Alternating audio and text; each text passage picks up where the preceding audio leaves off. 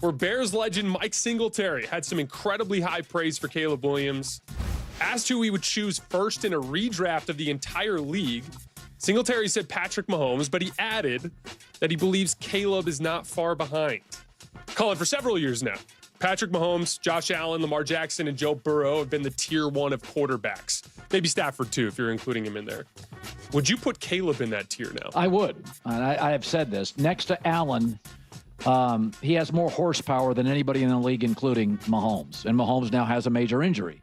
So I think he's different. I think he still has to clean his game up a little bit. He's never going to be a 67% completion guy. That's not who he is. But if you're talking, we say this all the time. Does he just look different?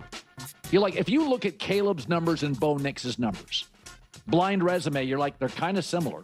They're erratic. They're great in the fourth. They have good offensive coaches. But if you watch them play, you're like, that doesn't feel like the same player or close to it. And I think Bo Nix is really athletic. Now, I think Josh Allen 1, Caleb 2 in terms of just raw talent. Now, I think Mahomes, Lamar, although Lamar slowed last year, Herbert, there are other guys. Jalen Hurts running the football is very clever. But I just think you just trust your eyes. He can make plays. I go back to a play he made at USC. They played Arizona, and the play broke down, and there were 6 Arizona Wildcats around him. The scramble? Yeah. Yeah, and I remember that one. Somehow made it into the end zone, and I'm like, okay, that's not – nobody can do that. There are plays that define players where you're like, a Stafford no-look pass, or the Aaron Rodgers, the Jared Cook in the playoff game at Dallas. You're like, okay, there's one guy on the planet that can make that play, and I think Caleb's very unique. This conversation hinges on an extraordinary number of variables, but the single most significant one is whether we are currently accounting for age and health. Are we? Because that distinction immediately bifurcates this into 2 entirely separate discussions. If we are operating under the premise of a draft scenario, as Singletary mentioned, then a compelling case can certainly be made for looking beyond the Patrick Mahomes archetype. That perspective prioritizes a long-term developmental arc, a trajectory for the next decade. Conversely, if we are solely focused on a short-term solution, a quarterback for the immediate season or the next couple of years, then it becomes exceedingly difficult to select anyone over Mahomes. The statistical comparisons, however, are fascinating and warrant a deeper dive. I genuinely find these exchanges thought-provoking because they often serve as a springboard for more nuanced debates rather than providing a definitive answer themselves. They open doors to other, more intricate conversations. Especially considering it is not even July yet. Before we dissect the data, a quick word to the Chicago Bears faithful: please do not forget to subscribe and watch the full-length video. Your engagement in this manner significantly boosts the algorithm and viewership. This isn't about chasing vanity metrics, it's about fostering a space for genuine, grounded, and unbiased Chicago Bears content that people actually want to engage with. Watching the entirety of the video makes a monumental difference, and I am profoundly grateful for your support. Now, let's address the core of the matter. We are looking at a graphic that attempts to encapsulate quarterback performance over the last 24 starts. I am not entirely certain why that specific number was chosen, and it is also unclear whether it includes playoff games. This ambiguity is critical because it directly impacts how much of Caleb Williams' rookie season is factored into the sample. Simultaneously, Mahomes has been navigating injuries and player suspensions during this period. This is an oddly specific data set that, to me, renders the comparison almost entirely irrelevant. Furthermore, the numbers themselves, 41 touchdowns, 8 interceptions for one, versus 42 and 14 for the other, along with 78 big passes and 72, are impressive, but they are also ultimately hollow. Neither quarterback won a Super Bowl in those 24 starts, so what is the tangible conclusion? Zooming in on this narrow statistical collection as a basis for choosing between Williams and Mahomes feels like an exercise in futility. I fail to see the practical utility of it.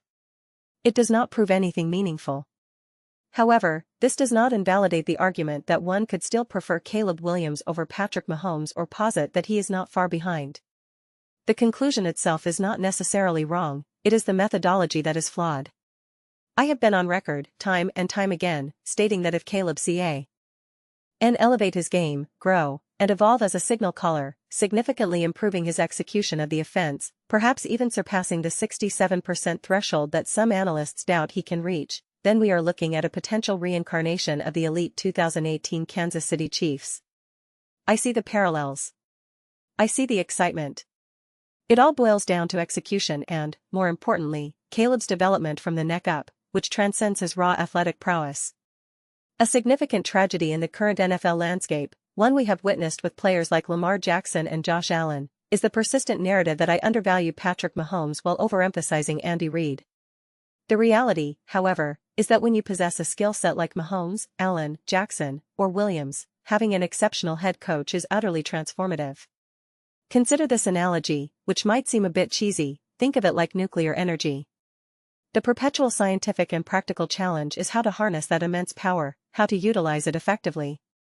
If we could master that, we would have access to infinite, clean energy. Yet, we still use nuclear power in a fairly primitive way, to create steam that spins a turbine. It is not the sophisticated solution we will envision a century from now. It is all about harnessing greatness and refining it, much like an oil refinery. Thus, having an elite coach, regardless of a quarterback's innate talent, provides the single greatest advantage one can possess. A great coach fundamentally transforms you into a better quarterback. This is one of the most promising aspects of Caleb's situation, in a way that quarterbacks like Josh Allen and Lamar Jackson did not initially experience. While Joe Burrow and Matthew Stafford are in a different stylistic category, for a quarterback with the multifaceted toolbox of a Williams, you need a master craftsman to integrate all the components, smooth out the rough edges, and assemble a finished product. That is precisely what Mahomes received with Andy Reid, a benefit that Allen and Jackson simply did not have. So, when we discuss how far behind a player is or what they can achieve, it ultimately comes down to harnessing and refinement. It is not solely about waiting for an individual quarterback to unleash their raw horsepower.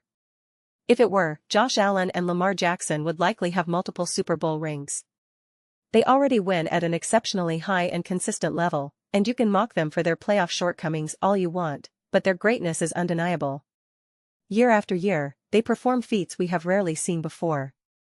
Dismissing them because they lack a Super Bowl victory is disingenuous. Their achievements are still remarkable, still awe-inspiring. But it is clearly not everything. Patrick Mahomes, for instance, has not had an exemplary run over his last 24 starts. One might point to his offensive line or his receiving core as mitigating factors. There are always other variables. Play. So, when we assert that Caleb is not far behind Mahomes, we must ask, what exactly are we saying? What conclusion are we seeking, and how much does it actually matter? Consider Lamar Jackson in 2023. If we isolate their on-field performance, disregarding accomplishments and history, Jackson's raw horsepower was visibly superior to Mahomes's. If you were a neutral observer with no prior knowledge, you would watch them and declare Jackson the more dynamic athlete. Yet, Mahomes was the more complete quarterback. It was not about the 20-plus yard completions, it was about his operational mastery, his ability to execute in critical moments, 3rd and 7 with 7 minutes left in the fourth quarter, and his synchronicity with Andy Reid, ensuring they were on the exact same page to secure the win. These are the intangible factors that ultimately matter most. Consequently, I concur that Caleb Williams, if evaluated in a vacuum solely on last season's performance and using Colin's terminology of horsepower, would far surpass Mahomes. It is not even close. Based on that singular reference point, Williams appears to possess 10 times the raw ability. Of course, other variables are at play, and I acknowledge that. But on the surface, it does not matter, because the raw horsepower did not translate into ultimate success. Just as Josh Allen's did not, and Stafford's is viewed through a different lens as a prototypical pocket passer. The only other genuine comparison is Josh Allen. And again, it proved insufficient. Look at Sam Darnold versus Caleb Williams. Who made more spectacular plays? It was unequivocally Williams. Yet, Darnold won a Super Bowl. That discrepancy underscores a crucial difference. This is precisely why such discussions can become misleading if you are not careful. Comparing Caleb to Mahomes triggers reactions, especially if you suggest that, at this point in 2026, you would rather build a franchise around Williams. The rebuttal inevitably points to Mahomes' accolades, his 15 Super Bowl appearances and 37 wins, hyperbole, of course, and the conversation derails. You must proceed slowly, unpack the layers, embrace uncomfortable viewpoints, examine both perspectives, and avoid being rigidly attached to a conclusion. You have to float around the issue, zoom in and out, and ask, what are we actually trying to figure out? Even in a fun, mid-June hypothetical, I prefer to discern the purpose of the dialogue. At the end of the day, the question is simple: is Caleb Williams great? Is he special? Spectacular? He has already demonstrated his capacity for greatness. We have seen those moments. But Patrick Mahomes reached that true next level because of himself and the surrounding factors. He has proven capable of those feats when the price, situation, and conditions are right. Many spectacular quarterbacks have not proven that ability, Caleb and Lamar included. That is where the conversation gains intrigue and nuance. I continue to use Rick Mahomes as the universal barometer. There would be no point in comparing this to Lamar Jackson or Dak Prescott. But comparing the last 24 starts? It ultimately tells me nothing. As Colin himself inadvertently demonstrated with the Bo Nix comparison, which I intend to discuss in a separate video, these stats are just too oddly specific. It feels like cooked books, which I would never do in good faith. It simply does not make sense. Those are my thoughts, and I would love to hear yours.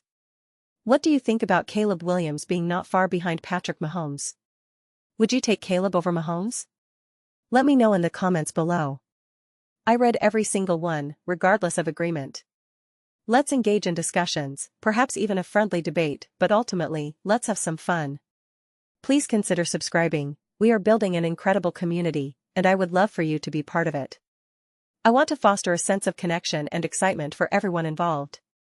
We are well on our way. Do not forget to give this video a thumbs up, as it genuinely helps with visibility. Thank you so much, and I will see you next time.